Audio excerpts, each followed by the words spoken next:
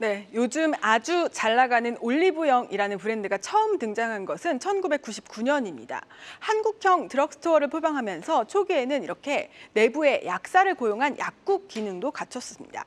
하지만 약국과의 공존이 어려워지고 화장품이 늘어나면서 지금의 모습을 갖췄는데요. 처음에는 이 국내 화장품 회사들도 올리브영 입점을 거부했었습니다.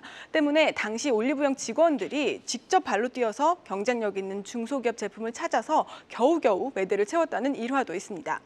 결과적으로는 올리브영의 성장과 함께 중소 화장품 시장도 커지는 역할을 이렇게 했는데요. 얼마 전 이 콧대가 하늘을 찌르던 설화수와 더후 같은 프리미엄 브랜드도 태세를 전환해서 올리브영 온라인 채널에 입점을 결정했습니다. 격세지감을 느낄 수 있는 대목인데요. 이 올리브영을 필두로 CJ 다른 계열사들도 요즘 잘 나갑니다. 부진했던 계열사들의 실적이 올라오면서 CJ의 목표 주가도 상향되고 있는데요. 관련 내용 자세하게 살펴봅니다. 네, 요즘 면세점이 정말 한산하더라고요. 지금 올리브영으로 외국인 관광객들 완전히 쇼핑 성지가 되고 있다라고 하는데 실제 한국인의 이 삶의 방식을 직접적으로 좀 체험해보고 싶어서 그렇다라고 해요. 근데 이 올리브영이 이제 잘 나가다 못해 해외까지 나간다고요? 네, 그렇습니다. 최근에 나온 내용은 일본 진출 내용인데요. 네.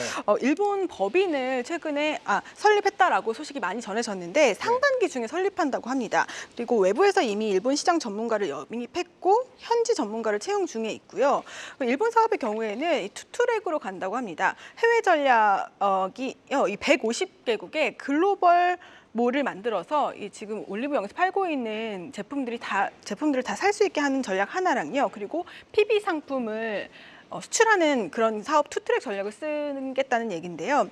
앞서 보신 것처럼 해외 진출 서두르는 이유는요. 올리브영에 대한 외국인들의 관심이 커지고 있기 때문입니다. 지금 나오는 화면은 올리브영의 PB 브랜드인데 총 9개가 있습니다. 이 왼쪽에 있는 화면이요. 이 웨이크 메이크라는 색조 화장품 브랜드인데요. 여자분들 굉장히 좋아하시거든요. 저도 굉장히 좋아하고 아마 많이 아실 겁니다. 네.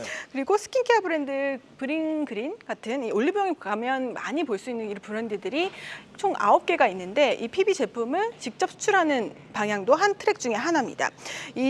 지금 현재 PB 브랜드가요 전체 매출의 7%를 차지하는데요. 이미 온라인에 일본에서는 온라인 채널에서 판매가 되고 있습니다. 일본 법인을 만들어서 앞으로 이 매장을 만들지 또 온라인을 좀 확대할지 이거는 아직 결정되지 않았다고 합니다. 올리브영은 잘 나가는데 지금 CJ에 있는 다른 계열사들도 잘 나가는지 모르겠어요. 좀 어떻습니까? 네, 상태가? 좀 이렇게 실적이 많이 올라온 상황인데요. 네. 우선 CJ 전체 1분기 실적 그래프를 좀 가져왔는데요. 1분기에 매출이 6.6% 늘었고요. 영업이익이 72%나 상승했습니다. 전체적으로 CJ 매출 구성을 보면요. 매출 4억 3천억 원 정도인데 제일제당의 매출 비중이 가장 크고요. 그리고 E&M, 올리브영, 프레시웨이 이런 순위입니다. 계열사별로 좀 영업이익도 그래프를 가져왔는데요. 사실 쿠팡과 싸움을 하고 있던 CJ 제일제당의 경우에는 알리에 진출을 하면서 영업이익이 50% 넘게 늘었습니다.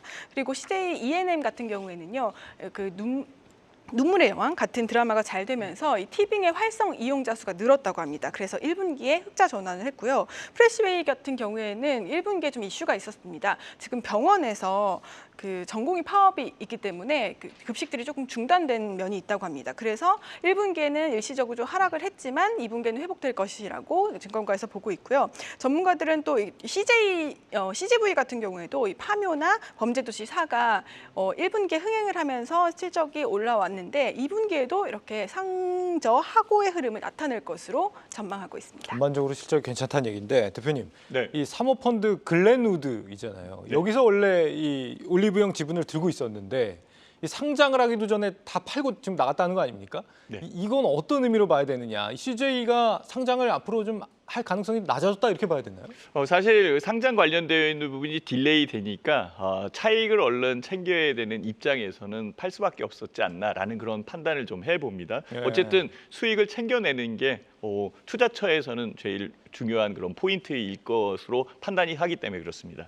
어쨌든 나간 건 나간 거고 나간 부분에서 이제 생각을 해보니까 좀 달라졌구나라고 CJ 측에서는 생각할 수 있어요. 네. 상장을 해서 차익으로 지분을 매입해서 그 운용을 하면 훨씬 더 유리할 텐데 이거보다는 합병하는 게 훨씬 더 유리하지 않을까. 이 카드가 하나 더 생겼네요. 합병이요. 그렇죠. 그래서 CJ와 합병을 하고 합병한 부분에서 CJ의 그 올리브영 쪽에 CJ의 지분을 주면 교환을 하면 되는 그런 상황이니까 이렇게 해서 지배구조에 대한 부분을 딱 맞춰놓으면 훨씬 더 유리하지 않을까라고 판단을 하는 것 같아요. 그래서 CJ 같은 경우에는 의외로 그 부분이 유리하게 작용하겠다라고 생각도 듭니다. CJ와 이 올리브영이 합병을 했다. 네네. 그러면 주가에는 호재입니까? 상당? 훨씬 더 유리한 그런 상황이죠. 지금 트렌드, 소비 트렌드에 대한 부분이 바뀌었다라고 얘기하는데 네. 저도 뭐 사실 올리브영을 그렇게 크게 생각하지 않았는데 그냥 편의점 정도 수준으로 생각했는데 아니에요. 굉장히 커지고 있는 상황이고요. 이 부분이 온라인 쪽으로 움직여서 해외에 구매했던 분들이 온라인에서 직접 구매할 수 있는 여건까지 만들어지면은 훨씬 더 커지죠. 그리고 그동안 CJ 그룹 주들이 굉장히 치우쳐 있었던 상황이 맞습니다. 거의 움직이지 않았어요. 네. 지금도 굉장히 낮은 수준에 있는 상황이거든요. 그렇지만 매출이 늘어난다라는 것은 이전의 가격 대역을 복구할 수도 있다라고 생각할 수 있잖아요. 그렇다면 지금 가격에서는 CJ 그룹이 훨씬 더 유리한 그런 부분도 있겠죠. 그래서 합병을 통해서 움직이는 것과 향후의 성장성 이런 것들을 봤을 때 성장력은 더 커질 가능성이 높다라고 보는 게 맞습니다. 예, 그렇군요. 잘 알겠습니다. 오늘 주제 어떻게 좀 정리해 볼까요? 네, CJ 그 올리브영이 물어보니까요. 지금 현재 중국에는 이미 진출을 해 있고요. 앞으로 일본과 미국을 집중적으로 공략할 예정이라고 합니다. 그래서 오늘 CJ ENM에서 요즘 잘 나가고 있는 드라마의 제목을 차용해서 올리브영 업고 튀어라고 하겠습니다. 네.